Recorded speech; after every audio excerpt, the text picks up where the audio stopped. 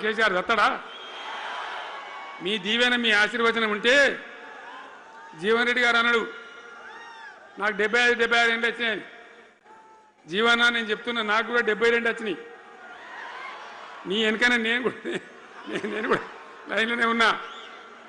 నేను ఒక్కటే మాట చెప్తున్నా. ఇక మా దేశభక్తి శ్రీనివాసేమో నాకు ఇంత పెద్ద కట్ట రాసి ఇచ్చాడు. నువ్వు మాట్లాడాలి ఇవన్నీ అవన్నీ కాదు. ఇక్కడ దరిద్రం పోయేదాకా ఇక్కడ టాప్ టు బాటం అన్ని వర్గాల ప్రజలు ఇది మా తెలంగాణ, మేము గర్వంగా బతుకుతాం, సంతోషంగా బతుకుతాం, అన్ని వర్గాల ప్రజలు తలెత్తుకొని వచ్చేదాకా మనం సేవ చేయాల్సిందే, చివరి శ్వాస దాకా కూడా చేయాల్సిందే. తప్పనే తప్పదు. బ్రహ్మాండంగా ముందుకు తీసుకొని పోవాలి. మీరు కూడా నాకు 75 వచ్చిందే కాదు. ఇవాళ మీరు 50-25 ఏళ్ళు తగ్గిపోయింది మీ వయసు.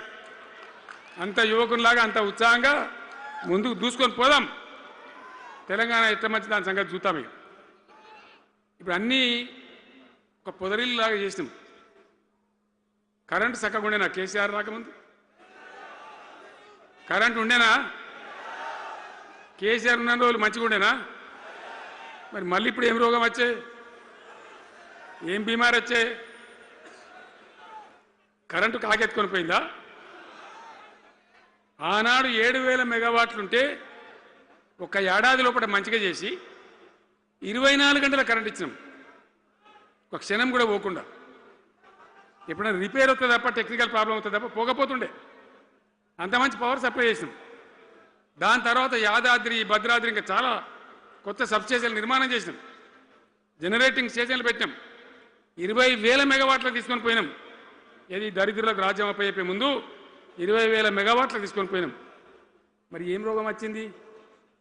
ఏం బీమారు వచ్చింది? ఎందుకు ఇబ్బంది పెడుతున్నారు?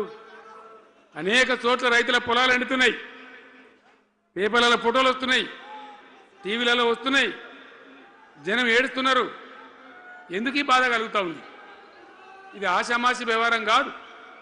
ఇది జీవన్మరణ సమస్య, మన బతుకు తెరువు సమస్య. ఓట్లు వేసేటప్పుడు నేను సిల్కలకు చెప్పిన ఉల్టా పల్టా ఎటుపడతాడు వేయకుండా దెబ్బతింటారని చెప్పిన. నా మాట ఇన్నోడు ఇన్నలే. ఇప్పుడు ఏమైంది? ఏం జరుగుతుంది? ఆ రోజు నేను చెప్పిన